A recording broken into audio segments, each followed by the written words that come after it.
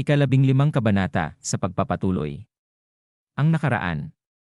Sinabi sa kanya ni Poong Jinyang na mukhang ang lahat daw na andito ay nakatingin sa kanya ngayon.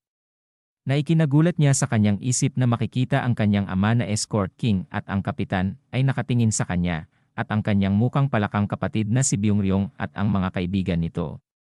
Na pinagpapawisan na napahawak sa kanyang dibdib na gulat. Na sinasabi niya sa kanyang isip na bakit daw lahat sila ay nakatingin sa kanya? Ang mga tao sa baba ay nakatingin din sa kanya. Na makikita na bumulong si Poong Jinyang na sinabi nito sa ating bida. Na mukhang lahat daw ng mga tao sa ibaba ay narinig din nila ang mga sinabi niya. Dagdag pa ni Poong Jinyang na sila daw ay mga bihasang master ng martial arts, pagkatapos ng lahat. Ang ating bida ay gulat pa din na napamura sa kanyang isip. Habang makikita ang kanyang ama na escort king at ang kapitan na may saya sa kanilang muka. Na sinabi pa ng ating bida sa kanyang isip na siya daw ay nagsalita ng napakahina, pero narinig pa rin siya ng mga unang antas na master ng martial arts. Habang sinasabi niya iyon sa kanyang isip, ay nakatingin sa kanya sina Du Hongyong at si shipment manager na si Sanji Baek. Pagkatapos ay pumikit na tumighim si Sanji Baek. At ito ay malakas na sumigaw na siya daw ay nasa panig ng Taoist na mula sa sekta ng Maoshan. Nawala daw siyang dahilan para pagdudahan ang kanyang mga sinasabi. Makikita ang ating bida na nagugulat habang nakatingin sa kanya si Poong Jinyang na sinabi pa ni shipment manager na. Ang kanyang sagot daw ay kung ano ang sinabi ng pang-apat na batang master sa kanyang kaibigan. Ang ating bida ay humawak sa kanyang ulo na naiinis at sinabi sa kanyang isip na hindi daw dapat ganito ang mangyayari. Ito daw ay dahil sa hangal niyang bibig. Sinabi sa lalaking nagtakip ng ilong ni Sanji Baek na. Kaya daw, ang nais niya na ang konboy na pinamumunuan ng Northern Dragon Hall ang magdala ng mga namatay. Napahawak sa dibdib ang lalaking kaharap ni Sanji Baek at nagulat sa kanyang narinig. Sinabi pa sa kanya ni Sanji Baek na Chief Escort Jiang, kailangan daw niyang maging lubos na maingat. Upang walang pagkakamali habang isinasagawa niya ang misyong ito. Isinuntok ang kamao sa kanyang palad tanda ng paggalang na tumugon ito na. Yes. Shipmaster. Pagkatapos ay napamura na sinabi nito sa kanyang isip na. Dahil daw napagdesisyonan na niya ito, wala nang ibang pagpipilian. Maliban lang daw kung iba ang sasabihin ng escort king. Sinabi na sa kanila ni Sanji Baek na sige na daw, ang lahat ng mga misyon ng escort ay naitalaga na. Ang seremonya ng pagsasaayos ay natapos na. Sandali lamang daw sabi ng isang lalaki. Ito pala ay ang first young master. At ang second young master na palapit sa shipment manager na si Sanji Baek na nakatingin sa dalawa. Na sinabi ng second young master na. Maaaring daw magdulot ng gulo kung siya lang ang nagdesisyon nito. Seryosong tumingin si Sanji Baek na sinabi nito na kung mayroon daw ba siya na sasabihin sa kanya, pinuno ng Northern Dragon Hall. Sinabi sa kanya ng second young master na leader ng Northern Dragon Hall na. Ang destinasyon na pupuntahan daw ni Chief Escort Jiang ay Yangzhou. Sinabi pa niya na 5 araw daw ang layo ng Yangzhou mula sa Jianyu Mountain kung saan ipapasa ang mga patay. Sinabi sa kanya ni Sanji Baek na ano daw naman ngayon. Sinabi sa kanya ng second young master na tulad daw ng alam niya. Sa loob ng 15 araw, ang Northern Dragon Hall ay maglilipat ng 120 toneladang bigas. Mula sa Manpo Merchant Union patungong lalawigan ng Fujian. Seryosong sinabi pa ng second young master na dahil daw lahat ng kanilang mga mandirigmang escort at mga porter ay makikilahok sa misyon na ito. At kailangan daw nila ang convoy na pinamumunuan ni Chief Escort Jiang ay bumalik ng mabilis. Pumikit na sinabi sa kanya ni Sanji Baek na naiintindihan daw naman niya ang kanyang mga sinasabi, ngunit may kanya-kanyang sitwasyon. Ang bawat isa. Ang first young master ay nakatingin lang at nagtataka. Na sinabi pa sa kanya na bibigyan daw nila sa kanila ang ilan sa mga mandirigma at porter ng iba pang mga pabilyon, pero ito na daw iyon. Naiinis na napatakla ang first young master sa kanyang narinig. Pagkatapos ay makikita ang ating bida na nag-iisip habang kinakagat ang isang daliri na sinabi nito sa kanyang isip na. Ano daw ang gagawin niya? Ito daw ay magiging masama kung magpapatuloy. Dagdag pa niya na kailangan daw niya makahanap ng paraan para sila ay mapigilan. Bago pa mahuli ang lahat. Lumaki ang kanyang mata nang may maisip ang ating bida. At mabilis na itinaas ang kamay. Na ikinagulat ng lahat ng naroroon. Na sinigaw ng ating bida na siya daw ay sasama. Na makikita ang ating bida ay tumahimik na gulat na sinasabi sa kanya ni Poong Jinyang na yang master. Alam daw ba niya ang kanyang sinsabi? Na makikita ang escort king at ang kapitan na tumingin sa kanya. Nagulat na sinabi ng kanyang kapatid na mukhang palakan na si Byung-ryong na. Ang Metropolitan exam daw ay 1 buwan na lang ang layo, at bakit daw siya ay gustong sumama sa isang escort mission. Dagdag pa nito na kung siya daw ba ay nababaliw na. Mula sa ibaba ay sinabi sa kanya ni Sanji Baek na ang mga mandirigma at porters lang daw ang maaaring sumali sa mga escort mission. Seryosong sinabi sa kanyang isip ng ating bida na kung hindi daw niya mapipigilan ang misyon, kailangan niya ay sumali para maiwasan ang trahedya. Pagkatapos ay sinabi niya na kung kaya ang gusto niyang sabihin. Na nais niyang kunin nila siya bilang isang Juren escort.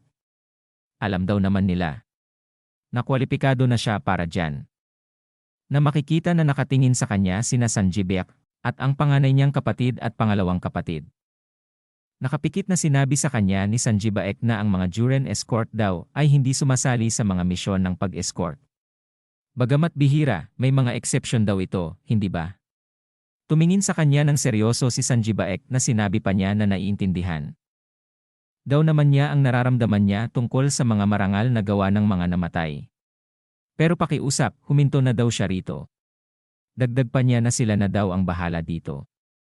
Kung kaya mag-focus na lang daw siya sa paghahanda para sa pagsusulit sa Metropolitan Examination. Sinabi sa kanya ng ating bida na ang tanging dahilan daw kung bakit siya kumuha ng pagsusulit sa Provincial Examination ay upang maging Juren escort at sumali sa mga escort mission. Habang nagtataka ang kanyang ama na si Escort King sa kanyang likuran ay sinabi pa ng ating bida na kung hindi daw nila siya pinapayagang gawin yon, ang pagsusulit sa Metropolitan ay walang kabuluhan sa kanya. Ang mga tao sa baba ay nagbubulungan.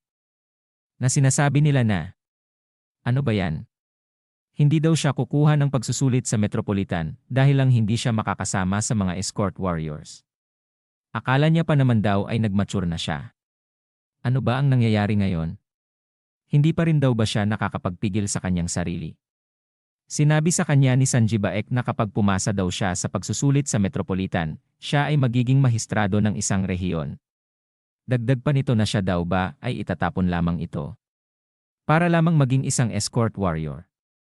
Nagtatakang nakatingin sa kanya si Poong Jinyang na sumagot ang ating bida na tama daw yon. Makikita ang muka ng ating bida na natahimik habang sinabi pa sa kanya ni Sanji Baek na hindi daw niya ito maintindihan. Bakit daw niya gustong maging escort warrior ng sobra-sobra? Flashback, makikita sila na nagiinuman at tinanong siya na kung ang pangarap daw ba niya ay maging isang escort warrior. Diyos ko po. Siya daw talaga ay nakainom na. Sumagot ang ating bida na ano daw ba ang mali dun? Hindi daw ba pwede siya na maging kaisa nila? Tumugon ang kainuman niya na paano daw ang isang tulad nila na porters ay maging escort warriors. Habang sinasalinan siya ng alak ay nakatingin lang ito. Na sinabi pa sa kanya ng kainuman niya na at siya daw ay may pilay pa. Mas maganda siguro kung mag-aral na lamang siya upang maging isang government official. Habang umiinom ay napatingin siya sa kanyang gilid at sinabi niya na Chief Escort Gabulium. Na makikita ang isang tao na nagpapasalamat. At sinabi kay Chief Gabulium na ang kanyang anak daw ay nabuhay. Nang dahil sa gamot na ibinigay niya sa kanya. Maraming salamat. Hawak ang kamay ni Chief Gabulium ng tao ay sinabi niya na magandang marinig daw yan. At dito na po nagtatapos ang maiksing flashback. At sinabi pa ng ating bida sa kanyang isip na ito daw ang dahilan kung bakit gusto niyang maging isang escort warrior. At lumingon na tumingin sa kanyang ama na Escort King. At tumingin din ito sa kanya. Pagkatapos ay sinabi niya sa kanila na nais daw niyang magtanong ng isang katanungan sa lahat ng veteranong escort warrior dito. Makikita ang mga escort warrior habang sinasabi niya na bakit daw nila pinili ang profesyong ito. Ang ibang escort ay hindi makatingin ng direkta. At ang iba ay nakatingin sa kanya na magkasalubong ang mga kilay. Na sinasabi pa ng ating bida na naging escort warrior ba sila dahil Hindi katulad niya, hindi sila sapat na talentado para maging opisyal ng gobyerno. Itinikom ng mahigpit ang kanyang kamao na sinabi pa sa mga ito na, pero bakit daw mas maganda ang maging opisyal ng gobyerno kaysa maging isang escort warrior? Sinabi pa niya sa kanila na pinagsisisihan daw ba nila ang mga taon na ginugol nila bilang mga escort warrior, kahit gaano man katagal. Ang isang escort warrior na sa baba ay sinabi sa ating bida na, pinagsisihan. Ano daw ang sinasabi niya? At sinabi ng katabi nito sa ating bida habang inilagay ang kamay sa dibdib na sila daw ay ipinagmamalaki ang kanilang trabaho. Sumigaw na sinabi sa mga ito na, mismo. At kung itatanong daw nila kung bakit gusto niyang maging isang escort warrior, ito daw ang sagot niya. Tumingin sa kanyang ama na escort king na sinabi niya na dahil gusto daw niya maging kagalang-galang at isang kilalang escort. Makikita ang mga escort na nakatingin sa kanya na magkasalubong ang mga kilay na may pawis sa muka na sinasabi pa ng ating bida na gusto daw niyang mabuhay ng may dignidad. Katulad daw ng mga veteranong andito. Tumingin sa kanyang likod at sinabi ng ating bida na kahit ano pa ang iniisip ng iba. O kung ano man ang sinasabi nila. Makikita ang kanyang ama na seryosong nakatingin sa kanya na sinabi pa ng ating bida na mas makabuluhan daw sa kanya ang pagiging isang escort warrior kaysa maging isang opisyal ng gobyerno. Ayon sa kwento, ang escort warrior ay isang martial artist na nag-alay ng kanilang buhay sa trabaho ng escort agency. Escort King Lee Jongsan, Escort Commander Guan Sixsan, Lee Gabriong, Lee Elryong, Lee Byung-ryong, ang mga pinuno ng bulwagan, ang mga pinuno ng pavilyon. At ang mga punong escort ay lahat sa isang paraang escort warrior. Ayon pa sa kwento na, tulad daw ng mga swordsmen na nangangarap maging magaling na swordsmen. At mga iskolar na nangangarap maging dakilang iskolar. At ang mga escort warriors ay nangangarap na maging kilalang escort. 4 na tao lamang daw ang kilala bilang ganyan sa buong Central Plains. Sila daw ang 4 na dakilang kagalang-galang na kilalang escort. Na sinasamba bilang mga bayani sa mga ahensya ng escort. At isa daw sa kanila si Lee Jongsan. Ang nag-iisang escort warrior. Na nakatanggap ng titulo ng isang kagalang-galang na warrior sa loob ng Heavenly Dragon Escort Agency. At siya daw ay nakalayo ng isang hakbang. At nakilala bilang ang Escort King. Isang buhay na alamat sa mga escort warrior. Balik sa ating bida na makikita ang mga escort warrior na sinasabi ng ating bida sa kanyang isip na ang mga pinuno ng mga escort ay mga veterano rin. Dagdag pa niya na ang ganitong sagot daw mula sa isang kabataang tulad niya ay tiyak na tatagos sa kanilang mga puso.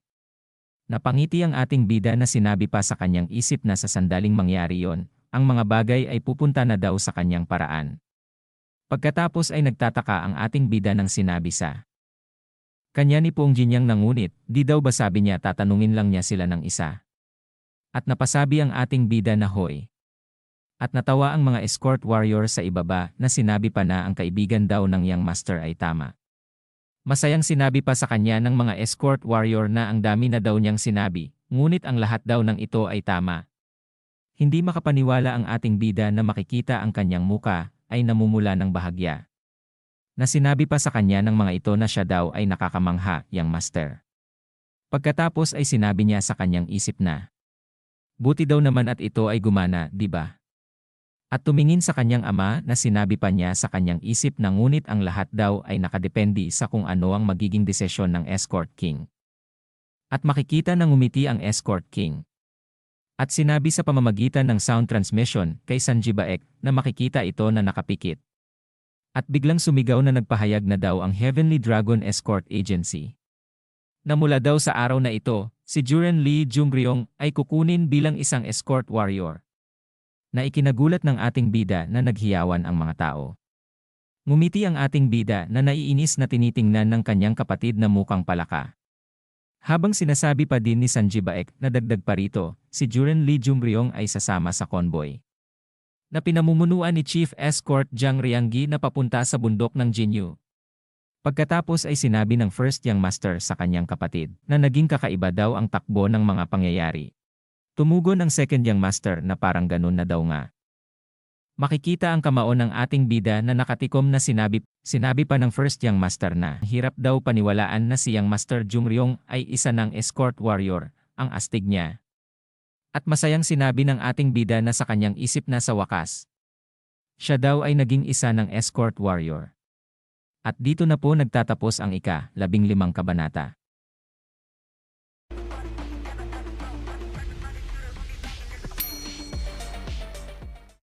Ika-16 na kabanata sa pagpapatuloy. Masayang sinabi ng ating bida na sa wakas, siya daw ay naging escort warrior na. Nakangiti ang ating bida habang ang mukang palaka ay nakatingin sa kanya.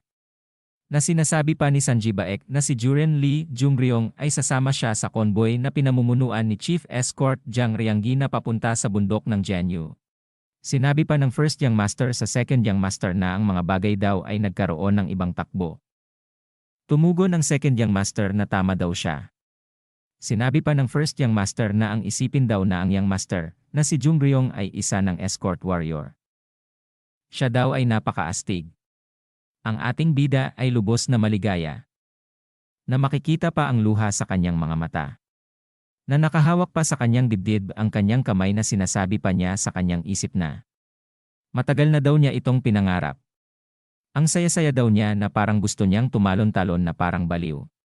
Sinabi na sa kanila ni Sanji Baek na shipment manager na ayos na daw sa ganito, ang lahat ng mga misyong escort ay naatasan na. Ang seremonya ng pagsasaayos ay natapos na. Habang nagsasalita pa si Sanji Baek ay biglang may sumigaw. Na sandali lamang daw. Na ikinagulat ng ating bida na nagtataka. Nananlaki ang mga mata nang marinig niya ang sinabi ni Poong Jinyang na sinabi nito na siya din daw ay ipasok. Na itinaas ang kanyang isang kamay. Na nagiba ang itsura ng dalawa na nagtataka na sinabi na ano. Pagkatapos gumalang na sinuntok ang kamao sa palad na sinabi sa kanila na siya daw ay si Poong Jinyang. Siya daw ay nakakuha ng ika-10 pwesto sa nakaraang provincial examination. Sinabi pa niya habang makikita sa ibaba ang dalawa. Na magpapasalamat daw siya ng lubusan. Kung siya ay kanilang ipapasok. Hanggang sa pagdating ng pagsusulit sa Metropolitan. Na makikita ang ating bida ay napanganga sa kanyang narinig. Pinatigil siya ni Sanji Baek na sinabi nito na kung siya daw ba ay gustong sumama sa escort mission. Tumugon si Poong Jinyang na tama daw iyon. Habang hahawakan ng ating bida sa braso si Poong Jinyang ay sinabi nito ng mahina na saglit lamang daw. Nahawakan na ng ating bida ang braso na sinabi pa niya ng mahina na ano daw ang gusto niyang gawin ngayon. Hinatak ni Poong Jinyang ang kanyang braso na sinabi ng ating bida na bakit daw siya ay biglang gumagawa nito. Tumugon sa kanya si Poong Jinyang na paano daw niya naisipang pumunta sa ibang lugar nang wala siya. May plano pa daw ba siya na bilhan ng noodles para sa kanya? Pagkatapos ng pagsusulit sa Metropolitan. Parang wala na daw siyang plano. Pagkatapos ay sinabi sa kanya ng ating bida na ang escort mission daw ay mas mahirap kaysa sa iniisip niya. Dagdag pa niya na hindi daw siya makakaligo. At kailangan daw niyang matulog sa bundok o sa mga bukid kung palubog na ang araw. Bago daw nila maabot ang isang bayan. At ang pinakamahalaga daw sa lahat, maaaring siya daw ay nasa panganib ang buhay sa anumang oras. Tumugon ng ngiti si Poong Jinyang na sinabi sa ating bida na may mga taong kumikita daw ng pera sa pamamagitan ng ganitong mapanganib at mahirap na trabaho. Kanila daw itong ginagamit para sa pag-aalaga sa kanilang mga anak at suporta sa kanilang mga magulang. Dagdag pa niya na pero lahat daw ng mga taong nakilala niya ngayon ay ginagawa lamang ito bilang isang pangarap. Nakatingin lang ang ating bida sa kanya at nagtataka. Nakatitig ang ating bida kay Poong Jinyang na sinabi sa kanya na huwag daw siyang mag-alala. Hindi daw naman sila pareho ng pangarap. Dagdag pa niya na siya daw naman ay ang hindi yung mahina't duwag na iskolar. Na hindi kaya ang ilang araw sa isang misyon ng pag-escort. Itinaas ang isang daliri na sinabi pa ni Poong Jinyang na bagaman sa kadalasang pagkakataon, 5 araw daw ang inaabot mula sa Yangzhou papunta sa bundok ng Jianyu. Sinabi pa niya na alam daw niya ang madaling daan para makapunta doon ng 3 araw. Nagkataon daw na ang Yangzhou ang kanyang bayan. Na pinagtatakahan ni Sanji Baek. At sinabi nito na Ang pagtawid daw sa mga ilog at bundok ng Central Plains ay kanilang trabaho. Kahit pa daw ang Yangzhou ay ang kanyang bayan, paano daw niya malalaman ang isang shortcut na wala silang alam? Dagdag pa niya na kaya daw ba niyang managot sa mga sinabi niya. Tumugon si Poong Jinyang na yes. Itinaas ang kanyang kamay na sinabi pa niya na itataya daw niya ang kanyang kamay para dito. Makikita si Poong Jinyang na tiwala sa kanyang mga sinabi, habang sinabi ng ating bida sa kanyang isip na siya daw ay kumikilos na parang tunay na lalaki. Habang nakangiti si Poong Jinyang ay sinabi pa ng ating bida sa kanyang isip na kung hindi lang daw pagganap ang lahat. Baka naging tunay daw silang magkaibigan. Natapos na ang sorting ceremony. Makikita ang buwan at ang palasyo ng Escort King. Kung saan tinawag ng Escort King si Seoksan. At mabilis itong tumugon na bakit daw. Sinabi sa kanya ng Escort King na kung sa palagay daw ba niya na talagang gusto ni Jungryong na maging escort warrior. Hindi kaagad nakatugon si Seoksan. Pagkatapos ay nakangiting sumagot ito na base daw sa kanyang ginawa, hindi daw niya iniisip na ito ay basta-basta lang o salita lang na walang katuturan. Dagdag pa niya na matigas daw ang ulo niya, katulad niya. Sinabi ng Escort King na bakit daw niya gustong gawin yon. Kung hindi naman siya marunong ng martial arts. Sinagot siya ni Seoksan na kung malaking problema daw ba ang hindi marunong sa martial arts. Mabilis na lumingon ang Escort King na sinabi nito na ano daw ang sasabihin niya para kumampi siya ulit sa kanya. Sinabi sa kanya ni Seoksan na ang isang mandirigmang escort ay dapat marunong ng martial arts. Upang maprotektahan ang mga ipinagkakatiwala sa kanila kapag kinakailangan. Gayunpaman, may iba't ibang paraan din para makatulong daw sa matagumpay na paglalakbay ng misyon ng pag-escort. Napahinga ang Escort King na sinabi kay Seoksan na ginagawa lang daw niya ito dahil sa pagka-frustrate. Ang daming mas madaling paraan para sa kanya upang mabuhay ng kanyang pamumuhay. Dagdag pa ng Escort King na kung talagang gusto daw talaga niyang maging mandirigmang escort, pwede siyang sumali sa mga misyon ng pag-escort ng 3 hanggang 4 na taon. Gaya ng kanyang mga kapatid at maging isang pavilion master. Sinabi pa niya kay Seoksan na ngunit tila gusto niyang mabuhay bilang isang mandirigmang escort magpakailanman at maglakbay sa mundo. Dagdag pa niya na isang napakahirap na landas kung saan mas madalas siyang matutulog sa lupa kaysa sa mainit na kwarto. Ngumiti sa Seoksan na sinabi nito na eksakto. Pero may kilala din daw siya na isa pang mandirigmang escort na gaya niya. Makikita ang Escort King habang sinasabi ni Seoksan na 40 taon pagkatapos niyang tumapak sa landas. Naging may-ari siya ng pinakamalaking escort agency sa lalawigan ng Zhejiang. Sinabi sa kanya ng Escort King na ang sinasabi daw ba niya ay gusto niyang sundan ang aking mga yapak. Nakayukong tumugon si Seoksan na magiging kakaiba daw kung iyon ang kanyang nais. Ngunit kung gusto niyang maging mandirigmang escort lamang, hayaan na lang natin ang tadhana ang magdala sa kanya kung saan man. Tumingin sa kanya ang Escort King na sinabi na hayaan na lang daw nila ang tadhana. Sinabi pa ni Seoksan na nakatingin sa kanya ang Escort King na gayunpaman, kung siya nga ay magiging isang kilalang mandirigma gaya ng kanyang nais, kailangan niyang makipaglaban sa isang digmaan laban sa kanyang mga kapatid. Kahit na hindi niya ito gustuhin. Seryoso pang sinabi sa kanya ni Seoksan na kung hindi naman, malamang na mawawala rin ang kanyang buhay sa isang misyon ng pag-escort, tulad ng karamihan sa karaniwang mandirigmang escort. Makikitang muli ang Escort King na seryosong nakatingin na sinabi sa kanya ni Seoksan na tadhana ay isang bagay na ang Diyos lamang ang nakakaalam. Humarap sa malayo na sinasabi ng Escort King na pinagmasdan daw niya siya ng 22 taon. Bagamat totoo na ang kanyang mga kamakailang gawain na naka-impress sa kanya bilang kanyang ama, gusto ko lamang malaman kung iyon nga ang tunay niyang pagkatao. Makikita ang mga koy na isda na sinasabi ng Escort King na gaano man kalakas ang pag-ikot ng uod, ay uod pa rin ito. Tumugon naman si Seoksan na mayroon ding daw mga uod na lumalamon sa mga ulupong at nagpapatumba sa mga baboy ramo. Nakatingin pa din sa malayo ang Escort King na sinabi pa sa kanya ni Seoksan na halimbawa na lamang daw ang isang bagay tulad ng espiritu ng langit at lupa sa bundok ng Wuxi na pinag-uusapan sa buong Jianghu. Pagkatapos ay nakatalikod na sinabi sa kanya ng Escort King na tama na daw sa walang kabuluhang usapan. At sinabi pa nito na tungkol daw sa babae na gustong sumali sa escort mission. Na si Poong Jinyang. Sinabi sa kanya ni Seoksan na napagtanto din daw pala niya yon. Lumingon ang tingin ng escort king na sinabi na kung may ideya daw ba siya kung sino siya. Tumugon si Seoksan na wala pa daw siyang alam. Masyado pa daw itong bata para maging sikat. Tumingin ng matalim na naiisip si Puon Jinyang na sinabi na ang kanyang lakad daw ay kakaiba.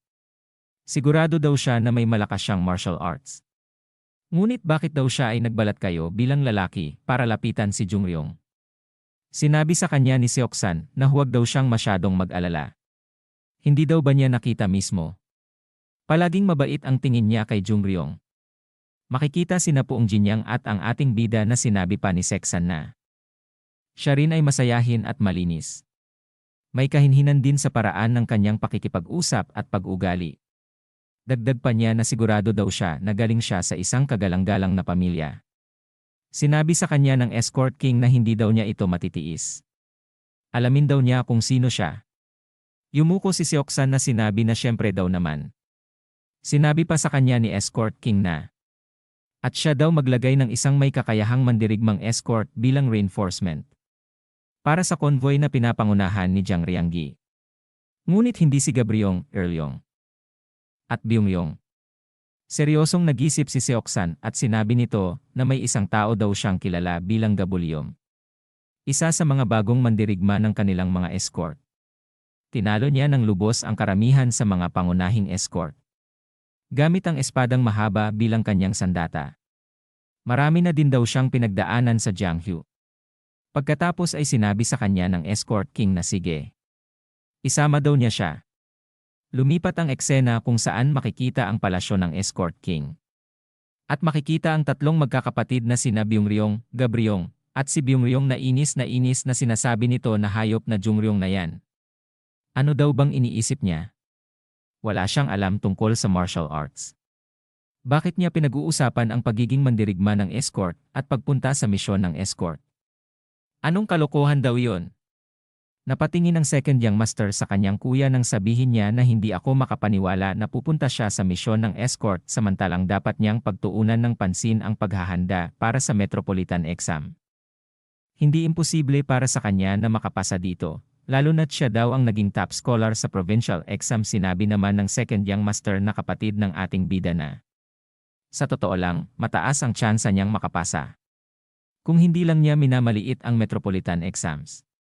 At sinabi naman ng mukhang palaka na kapatid niya na pangalawang kapatid, na siya daw ay masyadong mataas ang tingin sa kanya.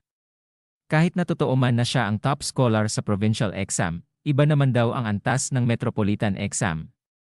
Lumingon ng tingin sa kanya ang pangalawang kapatid na sinabi nito sa mukhang palaka na. Huwag daw niyang sabihin sa kanya na balak niya ring kumuha ng metropolitan exams. Naiinis na magkasalubong ang kilay ng mukhang palakang si Byungryong na tumugon ito sa kanyang kapatid na bakit daw niya naman nasabi yan. Ngumiti ng kakaiba ang pangalawang kapatid na sinabi nito na ano. Talagang daw bang balak niyang sumali doon? Makikita ang tatlo habang ang kanilang panganay na kapatid ay nakikinig sa dalawa. Na sinasabi pa ng mukhang palaka na naiinis na hindi daw ba obvious. Isa rin daw siyang scholar na pumasa sa provincial exam at tumugon sa kanya ang pangalawang kapatid na huwag daw siyang magpakatanga. Tumingin ng seryoso ang mukhang palaka na second brother. Siya daw ay sumusobra na dyan. Nangaasar na tumugon ang pangalawang kapatid na siya daw ay sumusobra na.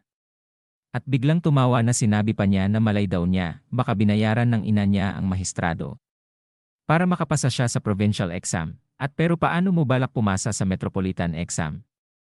Namumulang nagulat sa kanyang narinig ang mukhang palaka na si Byungryong.